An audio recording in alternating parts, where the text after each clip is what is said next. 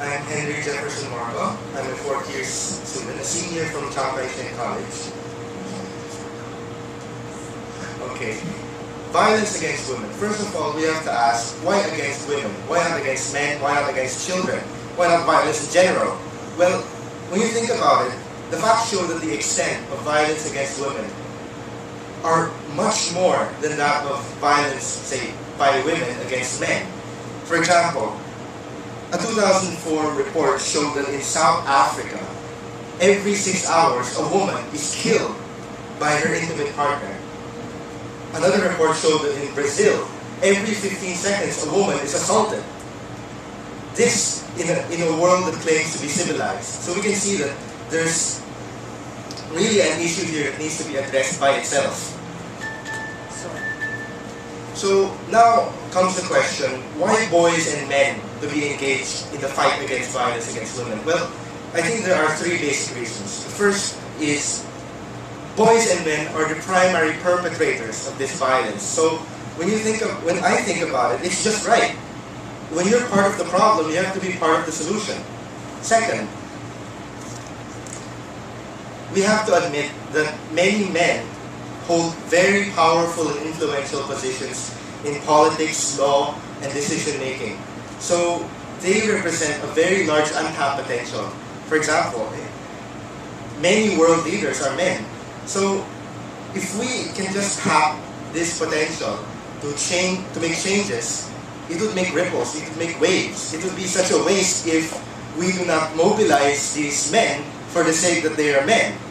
Third reason is because it may be harder for men to be aware about this situation because of deeply rooted social norms.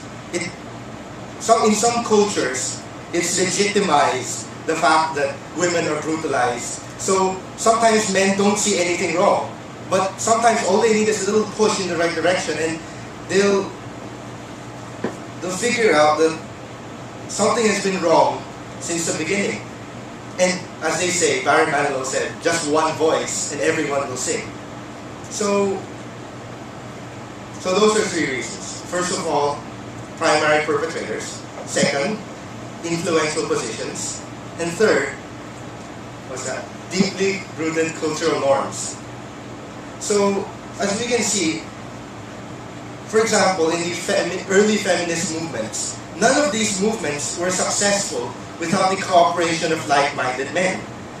Because if we don't involve men and boys in this affair, it becomes very two-sided. It becomes too confrontational to solve problems. And really, when we think about it, men are just as involved. It's just as much an issue to men that they perpetrate this crime as it is to women that they suffer this crime. And we all want to work this problem and help eliminate this menace from society.